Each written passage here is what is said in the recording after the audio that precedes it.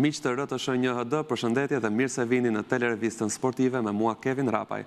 Ashtu si çdo ditë edhe sot do të jemi bashkë për të njohur me lajmet e fundit të sportit si nga vendi, por gjithashtu edhe nga bota. Pa humbur kohë, le të nisim me lajmin e parë. Sonte luhet derbi i kryeqytetit, por në Elbasan Arena. Dinamo synon të ngushtoj diferencën me liderët e kampionatit dhe Daja shpreson të vazhdoj serinë e fitoreve. Kërnaja ndërkohë luan ndeshjen e tij të parë derbi me qëllimin për të nxjerrë Partizanin nga kriza që po kalon.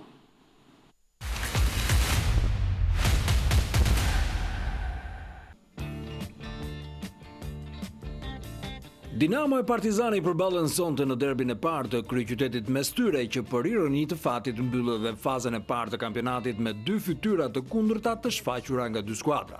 Blut kërkojnë të futen furishëm në garën për titull dhe për ta bërë këtë duhet të mposhtin kundërshtarin me emër të madh, por jo formë të tillë. Ilir Daja përveç eksperiencës për të përballuar ndeshje të kësaj peshe ka ndërtuar një skuadër funksionare e vrrullshme kur duhet e që ditë të vuaj kur është e nevojshme.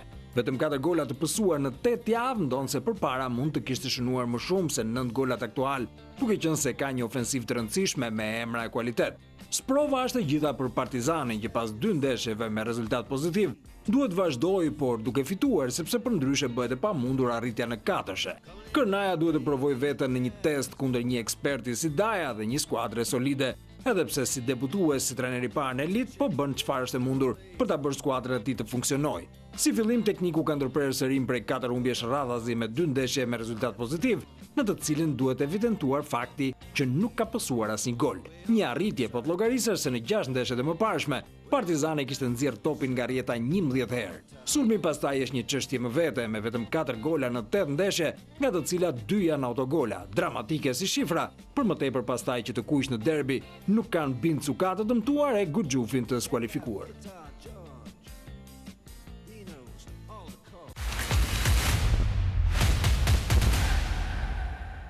Tirana përballet me Elbasanin sonte në mbrëmje në arenën kombëtare.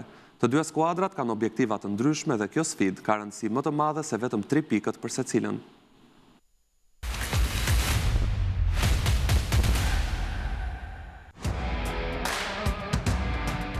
Sot në mbrëmje arena kombëtare do të jetë skena një tjetër përballje me shumë emocion ku Tirana pret Elbasanin në një duel që përveç rivalitetit historik, vjen me objektiva krejt të ndryshëm për të dyja skuadrat. Tirana vjen në këtë ndeshje pas një periudhe jo të mirë me vetëm 6 pikë të grumbulluara deri më tani, duke u renditur në vendet e fundit të tabelës.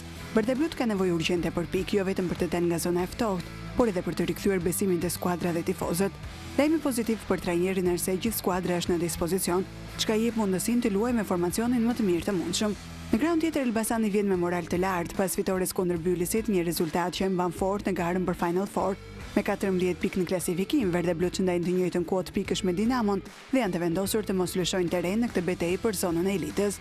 Kjo ndeshje ka gjithmonë një ngarkesë të veçantë emocionale, jo vetëm për peshën e pikëve, por edhe për rivalitetin historik mes dy tifozërive. Atmosfera në arenën kombëtare pritet të jetë e zjarrt me brani tifozësh nga të dyja kampet. Të dyja palët e shohin këtë sfidë si më shumë se sa një ndeshje kampionati, është çështje prestigjit dhe krenarie. Një fitore sot do të kishte vlerë të dyfish për Tiranën si në aspektin moral ashtu edhe në tabel, duke i dhënë frymëmarrje një skuadri që ka nevojë për kthesë. Nga ana tjetër, Elbasani kërkon të vazhdojë ecurin pozitive dhe të konsolidojë pozitat në top 4-sha.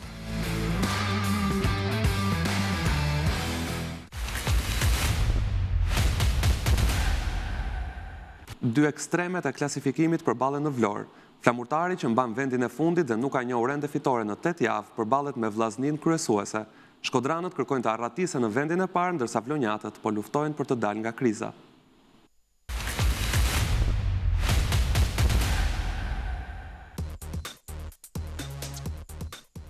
Përballen ekstremet e renditjes, por çuditërisht është një ndeshje shumë e rëndësishme ajo që luhet në orën 17 në Vlorë me Flamurtarin e Vllaznin që kanë synimet e tyre edhe pse krejtësisht të kundërta. Vlonjatët janë të fundit dhe ndryshimi i drejtimit teknik nga Garcia te Moriero nuk po jep rezultat. 2 humbje radhazi dhe për italianin që është Flamurtarin ende pa një fitore kur luhet ndeshja e fundit e fazës së parë të kampionatit. Sidoqoftë Moriero kapet fort pas pjesës së dytë të luajtur kundër të Utës në Durrës me shpresën se do të dalë nga kriza, pikërisht kur përballet me kryesuesin e superiores Vllaznin. Shkodranët në anën tjetër kanë tentativën e tyre të arratisjes në këtë ndeshje, por që lidhet me shkëputje në krye të renditjes për të kthyer +4 nga Ignatia Ndjekse. Skuadra e Martinit marshon me 4 fitore radhazi dhe e di se kjo ndeshje është e thjesht vetëm në letër, sepse vendi i fundit i kundërshtarit fshet të tjera probleme. Kuqe blut janë sulmi më i mirë i kampionatit me 15 gola në 8 takime, çka e bën të frikshme përballjen me mbrojtësit e flamurtarit që kanë pësuar 14 gola në po 8 takime. Sidoqoftë, Vllaznia ka një ekuilibër të rëndësishëm në skuadër, nuk zbilancohet dhe po bëhet edhe argëtuese me një feeling natyral mes Kallakut, Malës e Balajt, që do të kërkojnë të lënë gjurmët të tyre edhe në Vlorë.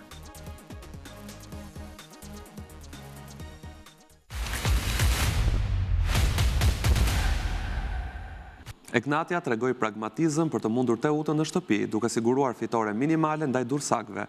Ky ishte triumfi i parë i Ignatias në shtëpi këtë sezon të Abisnet Superiore me golin e vetëm të ndeshjes të shënuar nga Alessandro Albanese.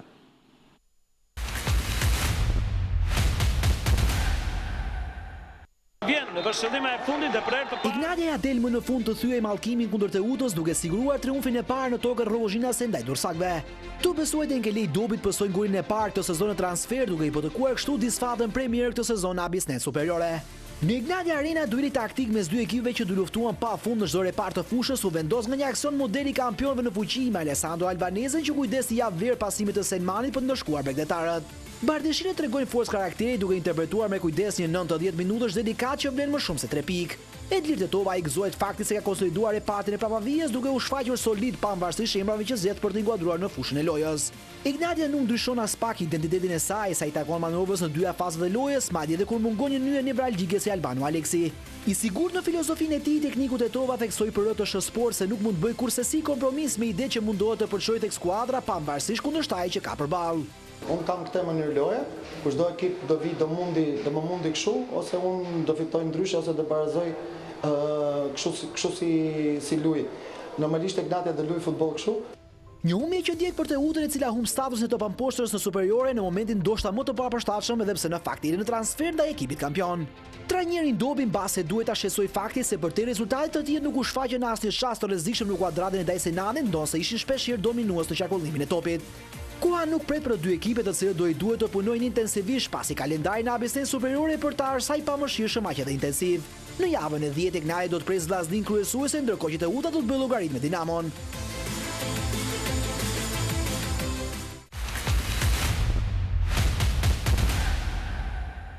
Bylisi mundi Vorën në javën e 9 të Superiores duke arritur në 9 pikë. Ekipi Mireliosës me gjithë vështirësitë ja doli të siguronte 3 pikë të çmuara pavarësisht se luajti me 10 futbollistë për më shumë se 75 minuta ndaj debutuesve në Superiore.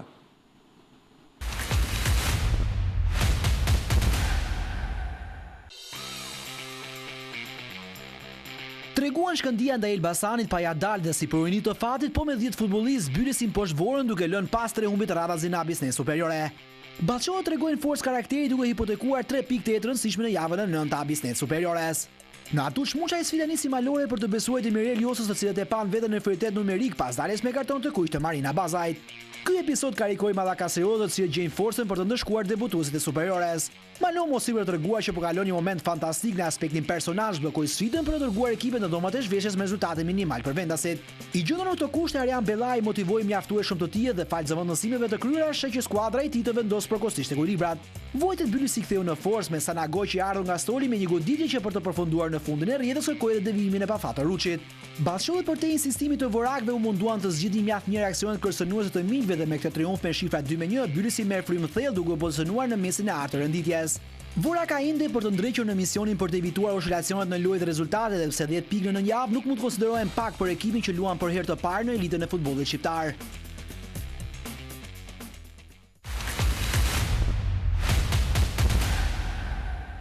Kombëtarja shqiptare e femrave ka siguruar qëndrimin në Ligën B të UEFA Nations League, pas fitores 3-0 ndaj Qipros në ndeshjen e dytë play-off të zhvilluar në Air Albania.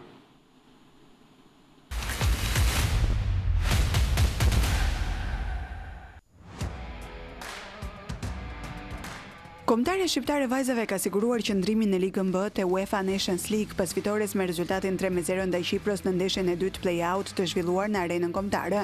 Një paraqitje shkëlqyer e vajzave kuqezi, që dominuan ndeshjen dhe vulosën një fitore të merituar me golet e qendresa Krasniqit, me Suare Begallos dhe Megi Doçet. Pas takimit, trajneri Armir Grima u shpreh shumë i kënaqur me performancën e skuadrës dhe suksesin arritur, duke vlerësuar shpirtin garues dhe punën e vajzave.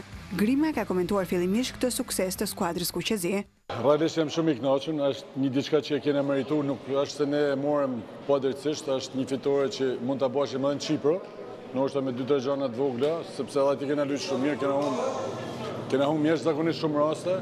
Ndërkohë që ne likum pak neshin e kthimit, por unë jam shumë i lumtur për vajzat, këto vajza e meritojnë. Si duket ardhmja e ekipit kombëtar të vajzave, ja se çfarë thot Grima. Grupi B është grupi i vështirë tash, nuk është më edhe është shumë na duhet shumë punë për të qenuar te ky grup. Do mendojmë që të afrojmë edhe vajza të tjera, po jemi në vëzhgim. Shpresojmë që 2 neshe që kemi në Turqi të kemi një pjesë të këtyre vajzave që ne kemi biseduar dhe do e shohim atje të neshe që kemi atje se sa të vlefshme janë për t'ju bashkangjitur grupit dhe për ta bërë grupin më të cilësor sepse dim që na presin neshe shumë vështira. Vajzat kuqezi shënuan 3 gola të vlefshëm në arenën kombëtare, por çfarë i pëlqeu më tepër Grimës nga kjo përballje? Po ajo që ishte kryesorja dhe ne që e kërkuam gjatë gjithë lojës ishte grinta. Dhe kjo është një diçka që ne na karakterizon dhe na mungoi realisht neshin e parë. Sot luajten me atë grinjë që din vajzat, luajten me atë dëshirë që kanë për ta fituar neshin dhe dolim aty ku doshim ne të loja, besoj që ishte një lojë e pëlqyeshme edhe për njerëzit që ishin në stadium.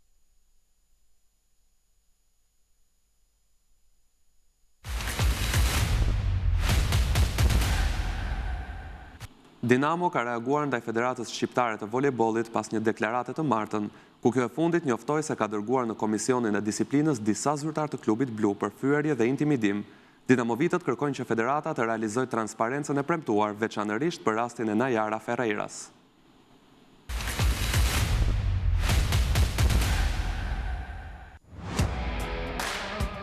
Dinamo vazhdon t'i dalë në mbrojtje lojtarës Nayara Ferreira, së cili si është kërkuar tesi gjinisë. Një ditë pas deklaratës së Federatës Shqiptare të Volejbollit, e cila ka bërë të ditur se tashmë janë dërguar në Komisionin e Disiplinës zyrtarë të Dinamos për fyrje, klubi blu ka reaguar.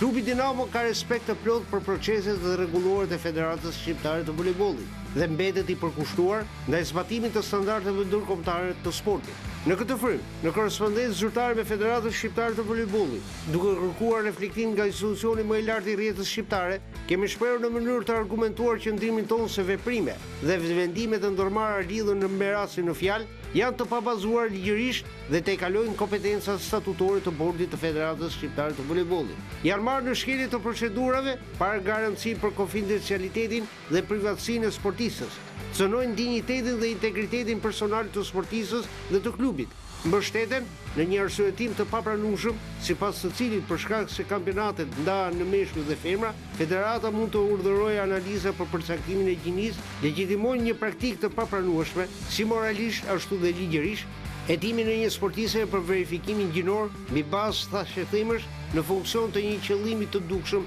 për të dekurajuar sportistën dhe dëmtuar klubin Dinamo, dhe nxisin gjuhën e përjashtimit të urrejtjes në sport. Thuhet në deklaratën e Dinamos që pret reflektimin e Federatës Shqiptare të Volejbollit për rastin në fjalë. Në këtë kuadër, jemi besim plot që Federata Shqiptare e Volejbollit do të realizojë transparencën publike që ajo vetë ka premtuar sipas deklaratës, duke bërë të ditur konkretisht bashkëpunimin që ka patur me Komitetin Olimpik Kombëtar Shqiptar dhe Federatën Botërore të Volejbollit lidhur me këtë rast. Klubi Dinamo deklaron se nuk ka asnjë dijeni për rastet e fyerjeve dhe intimidimeve publike të përmendura nga Federata Shqiptare e Volejbollit, por thekson se distancohen nga çdo sjellje apo komunikim jo etik. Përfundon deklarata klubit Dinamo, ndërsa çështja Ferreira vazhdon të jetë e zgjatë.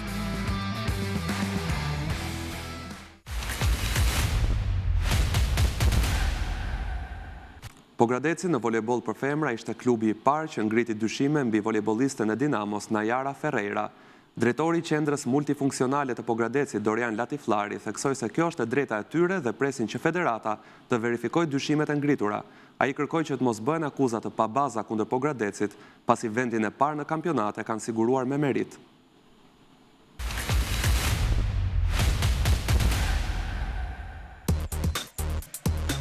Lidhur me çështjen e volejbollistes së Dinamos, Najara Ferreira, kanë reaguar edhe përfaqësues të ekipit të Pogradecit, i cili ka qenë i pari që ngriti dyshimet mbi gjininë e sportistes. Dorian Latifllari, drejtori i qendrës multifunksionale të Pogradecit, tha se është e drejta e tyre që të ngrenë dyshime në lidhje me sportivitetin e një lojtareje apo një ekipi.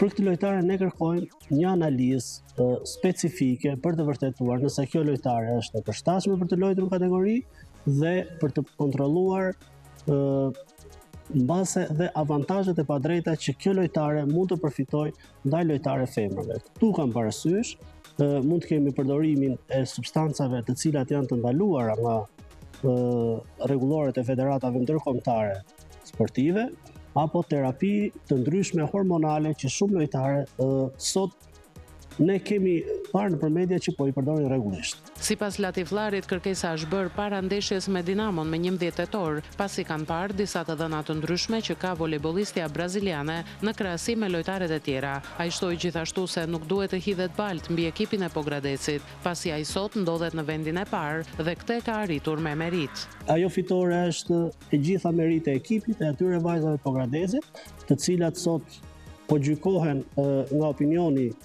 i gjerë që Pogradeci po fiton me metoda jo të përshtatshme jo sportive, gjë që s'është e vërtetë. Ne mundëm Dinamon në fushën tonë me ekipin e plot që kishte Dinamo. Ferreira u pezullua nga FSHF disa javë më parë dhe ju kërkua t'i nënshtrohej testit të gjinisë. Procedura nisi pas ankimit nga klubi rivali Pogradecit, të cilit ju bashkua më pas edhe Tirana. Sportistja ka munguar tashmë në 2 ndeshje.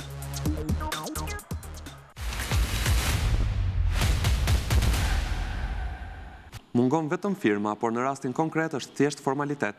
Luciano Spalletti është trajneri i ri i Juventusit dhe sonte do të jetë në stadium për të ndjekur nga afër skuadrën Bardezi kundër Udinezes.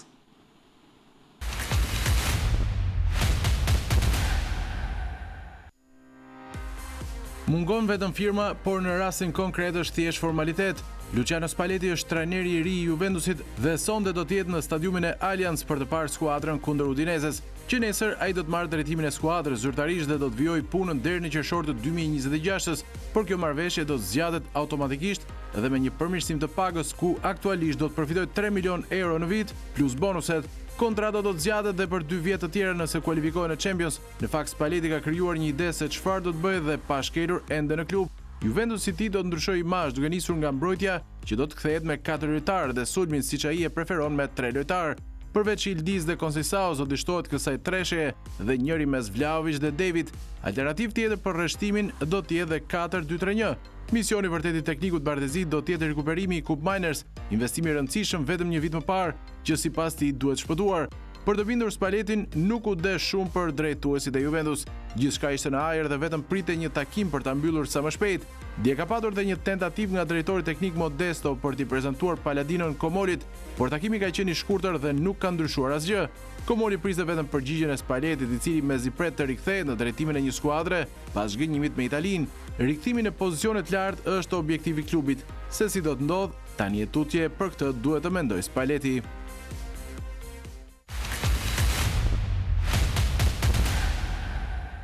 Pas ndeshjeve të së martës në Serie A vion java e 9 me një tërmërkur të ngjeshur me ndeshje.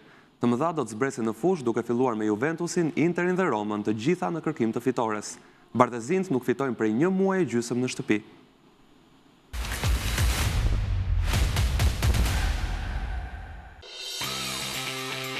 Pas ndeshjeve të së martës në Serie A vion java e 9 me një të mërkur të ngjeshur me takime. Të mëdha do zbresin në fushë si Juventus, Inter dhe Roma, të gjitha në ndjekje të fitores. Një interesim të madh ka për Juventus që në shtëpi nuk fiton për 1 muaj e gjysmë, shumë për një skuadër që kërkon kualifikimin në Champions. Në drejtimin e skuadrës do të jetë Massimo Brambilla, që do të bëj pak ndryshime në formacion, ndërsa më shumë gjatë këtyre 2 ditëve ka punuar psikologjikisht me lojtarët. Pritet që në mbrojtje të jenë Gatti, Rugani dhe Kelly, në mesfush Kalulu, Turam, Locatelli dhe Cambiaso, ndërsa në sulm ka balotazh për Yildiz dhe Conceição me dyshen David dhe Vlahovic.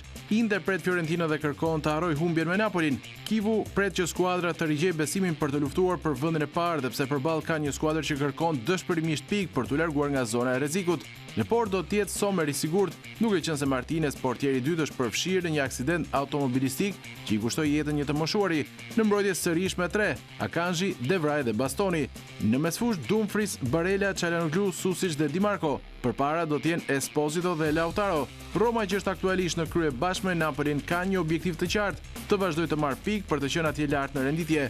Kundërshtari sotëm për djem të Gasperini të Parma që vjen në Olimpico në kërkim të pikëve duke qenë se lufton për mbjetesë. Gasperini kërkon të konfirmojë Çelik, Mancini dhe Ndika në mbrojtje, me Wesley, Cristante, Kone dhe Tsimikas në mesfush, ndërsa përpara janë Dybala si një numër 9 falso, i mbështetur nga Bailey dhe Pellegrini.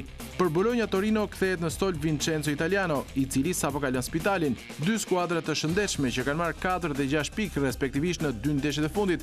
Bologna do të konfirmojë përpara Orsolinin, Odgaard, Rowi dhe Castron, ndërsa Torino në sulm me Simeone dhe Adams, pa haruar Aslani në regji. Gjithashtu sonde do t'jenë dhe takimet Como Verona, ku djemtë Fabregas do të vijojnë në ndretimin e talentit Nico Paz, ndërsa Genoa kërkon pikë, teksa tashmë rrezikon dhe Patrick Vieira, por përballë kanë Cremonezen që vjen nga një barazim i mirë me Atalantën.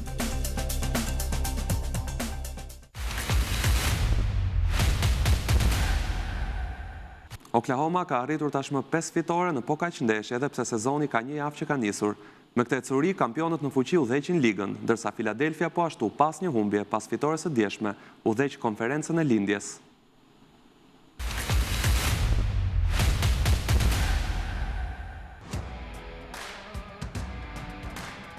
Shai Alexander shënoi 31 pikë në fitoren e Oklahomës ndaj Sacramentos 107-101, edhe pse vuajti në periudhën e tretë ku shënoi vetëm një kosht. Në periudhën e katërt Shai Alexander shënoi 4 nga 6 gjuetet që mori përsipër dhe ndihmoi Oklahomën të fitonte ndeshjen e 5 në po kaq ndeshje në këtë start sezoni. Gjithashtu luajtën mirë dhe Aaron Wiggins dhe AJ Mitchell me 18 pikë secili, ndërsa për Sacramenton u dallua Zach LaVine me 23 pikë, DeMar DeRozan me 19 pikë dhe Sabonis me 10 pikë dhe 18 topa në tabelë. Për Sacramento luajti mirë dhe Russell Westbrook dhe shënoi 16 pikë dhe 9 topa në tabelë, një ish lojtar i Oklahomës në të kaluarën, ndërkohë që këtë sezon ka kaluar tek skuadra kaliforniane dhe pse mendohej se mund të tërhiqej nga sporti. Philadelphia fitoi përballë Washington 139-134 pas kohës shtesë, ku spikati sërish Tyrese Maxey me 39 pikë dhe 10 asist, ndërsa Joel Embiid nisi sërish nga stoli por shënoi 25 pikë në 23 minuta aktivizim. Philadelphia ishte me 16 pikë dizavantazh, por arriti që ta përmbyste falë turkut Adem Bona me disa ndërhyrje të sakta në mbrojtje.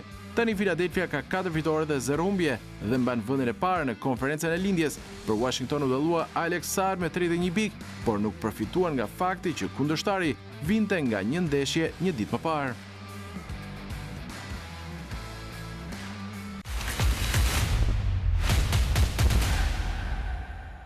Kemi ardhur në fund, kjo ishte gjithçka e përgatitur nga Telervista Sportive dhe Departamenti i RTS Sport.